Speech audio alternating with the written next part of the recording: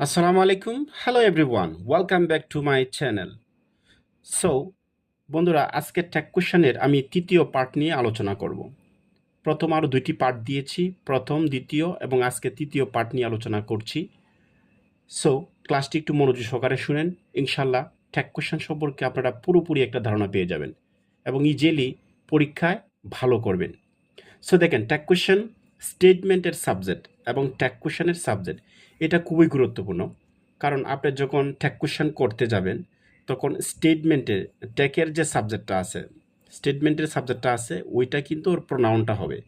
আগেই বলেছিলাম প্রোনাউনটা হবে, কিন্তু বিস্তারিত এখানে বলছি, আগে কিন্তু এতটা বিস্তারিত বলি নাই।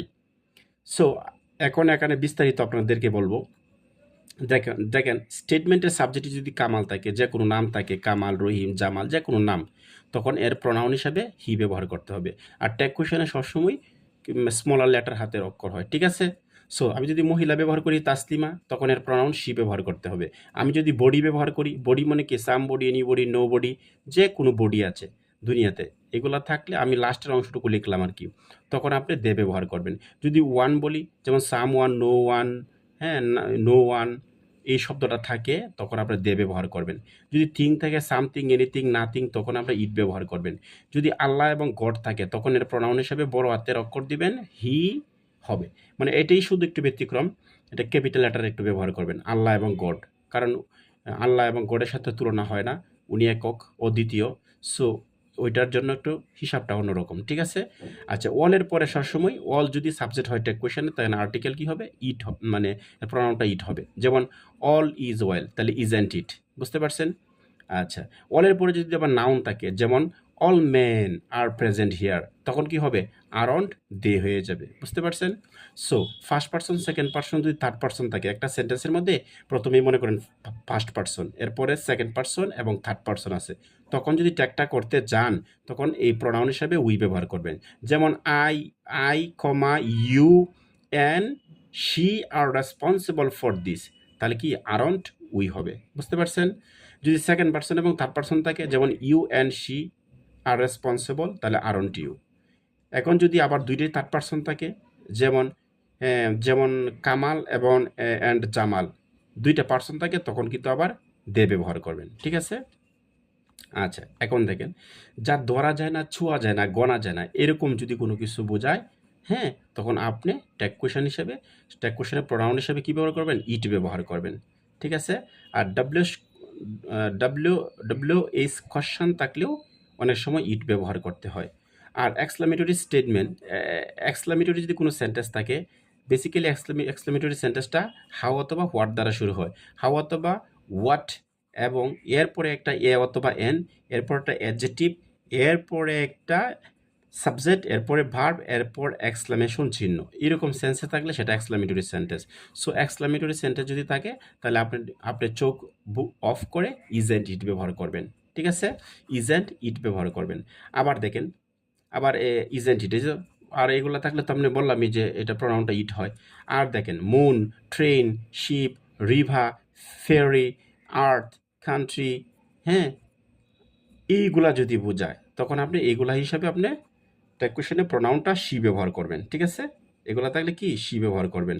আবার দেখেন, সাবজেক্ট সিঙ্গুলার, ব্যক্তি, সাবজেক্ট যদি সিঙ্গুলার হবে, ব্যক্তি বোঝায়, সাবজেক্টটা কি সিঙ্গুলার, সিঙ্গুলার মানে ব্যক্তি হচ্ছে, তখন আবার ট্যাগ কোয়েশন কী ব্যবহার করবেন, সিঙ্গুলার যদি ব্যক্তি হয়, ব্যক্তি হলে আপনি কী ব্যবহার করবেন, এটা ইট হবে না, একটু ভুল হয়েছে, এটা হি ব্যবহার করবেন, হ্যাঁ।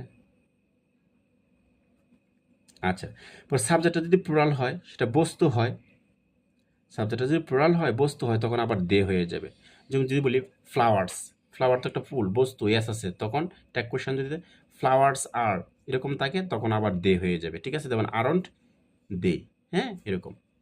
The plus, the plus noun and the plus noun, যদি এরকম থাকে, সাবজেক্টটা যদি দি প্রথমে একটা থাকে, এরপরে নাউন থাকে, অ্যান্ড থাকে, দা থাকে, এরপরে যদি আবার নাউন থাকে, তখন আবার দে ব্যবহার করবেন। এগুলো বেশি আসে না, তবুও আমি আপনাদেরকে দিলাম যাতে আপনারা একটু সহজে বোঝেন।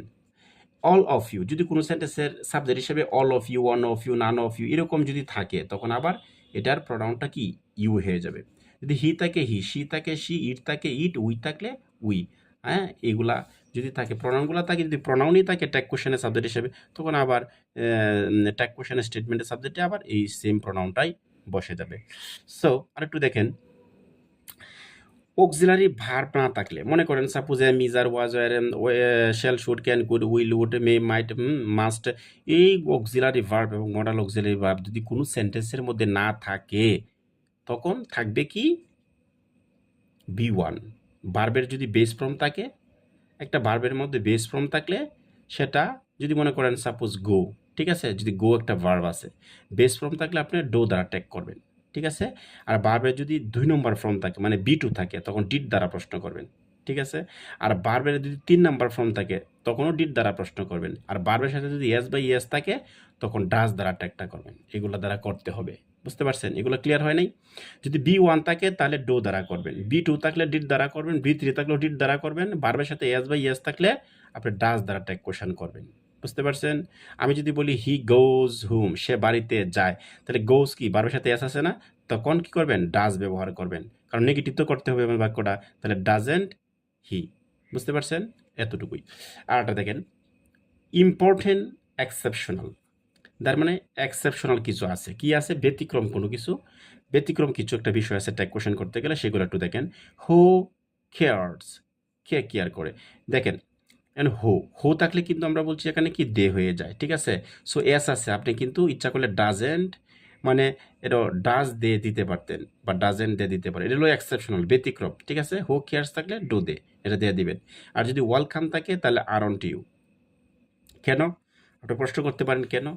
ওয়েলকাম যদি থাকে, মনে মনে এর আগে একটা দেখেন সাবজেক্ট আছে, এটা মনে মনে যে কোনো সাবজেক্ট ধরেন, ইউ ধরতে পারেন, আই ধরতে পারেন। তো আই ওয়েলকাম ইউ, কারণ স্বাগতম তো আপনি কাউকে স্বাগতম জানান, তাই না? তাহলে সাবজেক্টটা এখানে উজ্জ আছে, হ্যাঁ, উজ্জ আছে। সো যেহেতু সাবজেক্টটা এখানে উজ্জ আছে, হ্যাঁ, আর আপনি যদি এইভাবে মনে না রাখতে পারেন যে ওয়েলকাম আছে, মুখস্থ দিয়ে দিবেন, ঠিক আছে, হ্যাঁ, মুখস্থ দিয়ে দিবেন, তাহলে কি দিবেন? আরন্ট ইউ, হ্যাঁ, আরন্ট ইউ, তাহলে হয়ে যাবে। যদি থ্যাংক ইউ থাকে অথবা কংগ্রাচুলেশন এই কথাটা থাকে, তাহলে ডোন্ট আই ব্যবহার করবেন, মুখস্থ, ঠিক আছে।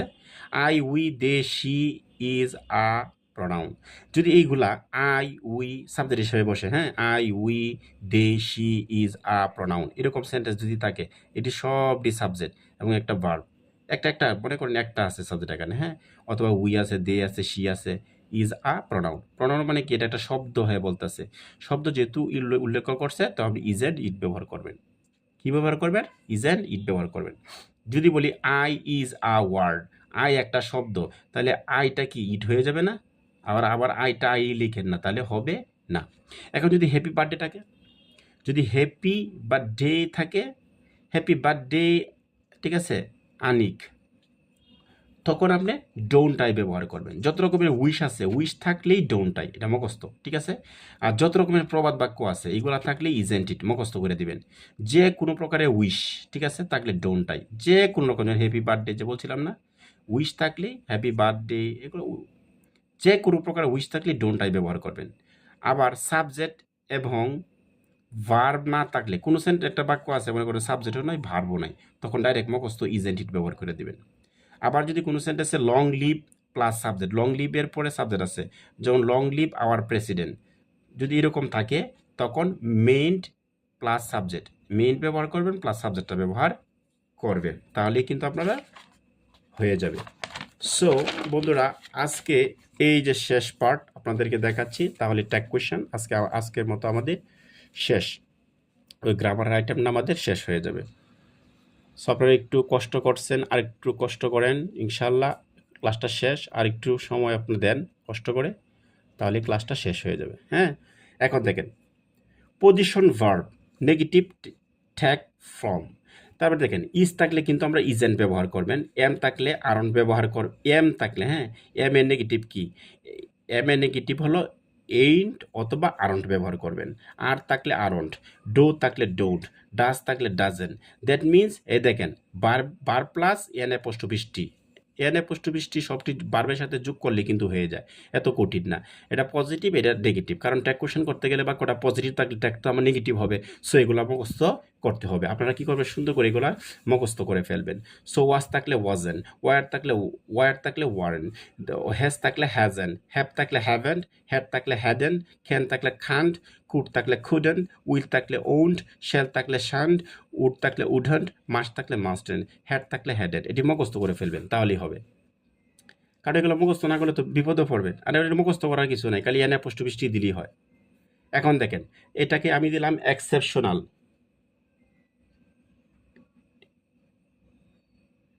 এগুলা কিন্তু এক্সেপশনাল, ঠিক আছে, খুব গুরুত্বপূর্ণ এগুলা। এগুলা থেকেই কিন্তু পরীক্ষার প্রশ্নগুলো বেশি আসে। যেমন কোনো সেন্টেন্সের মধ্যে যদি অ্যাজ ওয়েল অ্যাজ, উইথ, অথবা টুগেদার উইথ, অথবা অ্যালং উইথ, অথবা অ্যাকম্পানিড বাই, অথবা অ্যান্ড নট ইত্যাদি দ্বারা দুইটি সাবজেক্ট থাকলে প্রথম সাবজেক্ট অনুযায়ী ট্যাগ হবে। মানে কোনো একটা সেন্টেন্সের মধ্যে দুইটা সাবজেক্ট আছে, ভার্ব আছে একটা, এবং এই শব্দগুলোর থেকে যে কোনো একটা শব্দ একটা সেন্টেন্সের মাঝখানে সামনে যে কোনো জায়গায় আছে, তখন আপনি যদি ট্যাগ কোয়েশ্চেন করতে চান, তখন এই দুইটা সাবজেক্টে থাকবে। এটা প্রথম সাবজেক্ট অনুসারে কিন্তু ভার্বের ট্যাগ হবে। দেখেন, the man with his friend attacked me. The man, লোকটা উইথ হিজ ফ্রেন্ড, তার বন্ধুর সাথে অ্যাটাক মি, আমাকে কি করলো, অ্যাটাক করলো। এখানে ভার্ব কোথায় আছে, অ্যাটাক, ঠিক আছে, অ্যাট্রাক একটা ভার্ব। সো সাবজেক্ট আছে দি ম্যান একটা, আর হিজ ফ্রেন্ড আছে আরেকটা, আর এই যে ক্লোডা আছে, ঠিক আছে। সো এই যে একটা সাবজেক্ট, এই যে একটা সাবজেক্ট। এখন আপনি যেহেতু এই ক্লোডা আছে, মানে এই শব্দগুলো থেকে একটা শব্দ যদি কোনো জায়গায় থাকে, তখন আপনি এই দি ম্যান অনুসারে ভার্বের ট্যাগ করবেন। তাহলে ডিড আছে, তাহলে ইডি আছে, পাস্ট টেন্স, তাহলে ডিডেন্ট কি দিবেন, বাক্যটা তো পজিটিভ নেগেটিভ করবেন, তো ডিডেন্ট দি ম্যানের জন্য দিবেন প্রোনাউন হি, তাহলে ডিডেন্ট হি। বুঝতে পারছেন? আরেকটা দেখেন, আরেকটা রুল দেখেন, not only dot dot but also. Not only থাকলে বাট অলসো, এটা হলো পেয়ার ওয়ার্ড, মানে যুগল শব্দ। বুঝতে পারছেন? নট অনলি থাকলে বাট অলসো, আইদার থাকলে অর, নাইদার থাকলে নর, ওয়েদার থাকলে অর, ঠিক আছে। এইগুলা দ্বারাও যদি দুইটা সাবজেক্ট থাকে, হ্যাঁ, সেম এটার মতো, যদি দুইটা সাবজেক্ট থাকে, তাহলে প্রথম সাবজেক্ট না, এটা দ্বিতীয় সাবজেক্ট অনুসারে, এই যে দেখছেন দুইটি সাবজেক্ট থাকলে দ্বিতীয় সাবজেক্ট অনুযায়ী ট্যাগ হবে। যেমন একটা উদাহরণ দিই, not only Kamal but also I am here. এই যে একটা দেখেন, আই একটা সাবজেক্ট, আবার কামাল একটা সাবজেক্ট। এখন আপনি কি করবেন, নট অনলি বাক্যটা কিন্তু এমনি নেগেটিভ, তাহলে আমরা কি করতে হইব, বাক্য এটার পজিটিভ করতে হইব। তাহলে দ্বিতীয় সাবজেক্ট অনুসারে হবে, তাহলে কি হবে, এন থেকে এই জায়গা থেকে হবে। এম থাকলে আপনি আরনটা ব্যবহার করতে পারেন বা ইনটা ব্যবহার করতে পারেন। সো আরন আই ব্যবহার করলাম। ওই যে আমাদের ক্লাসটা, সম্পূর্ণ ক্লাসটা আজকে আমি আপনাদের শেষ করে দিলাম। সো আশা করি আপনারা এই ক্লাসটা খুব মনোযোগ সহকারে দেখবেন, তাহলে ট্যাগ কোয়েশ্চেন সম্পর্কে আর কোনো প্রবলেম আপনাদের হবে না। সো আমি লাস্টে একটাতে কথা বলবো আপনাদের, আপনারা এই যে ট্যাগ কোয়েশ্চেনের যে বোর্ড কোয়েশ্চেনগুলো আছে, আপনারা বেশি করে সলভ করবেন এবং এই সূত্রগুলো অ্যাপ্লাই করার চেষ্টা করবেন। তাহলে আপনারা যদি এভাবে করতে পারেন, তাহলে আর কোনো প্রবলেমে পড়বেন না। হ্যাঁ, আপনারা যখন করবেন, বেশি করে এক্সারসাইজ করবেন, তখন দেখবেন ইজিলি ট্যাগ কোয়েশ্চেন আপনার কাছে অনেক সহজ মনে হবে, খুব পানি মনে হবে। সো আপনারা একটা কাজ করবেন, প্রথম থেকে আমি যে পার্টগুলো দিলাম, প্রথম, দ্বিতীয়, তৃতীয় যে পার্টগুলো আমি দিয়েছি, সেই পার্টগুলো সুন্দর করে দেখবেন। তো ইনশাল্লাহ যদি দেখেন, অবশ্যই আপনারা ভালো করবেন। সো অ্যাট লাস্ট আমি বলবো, হ্যাঁ,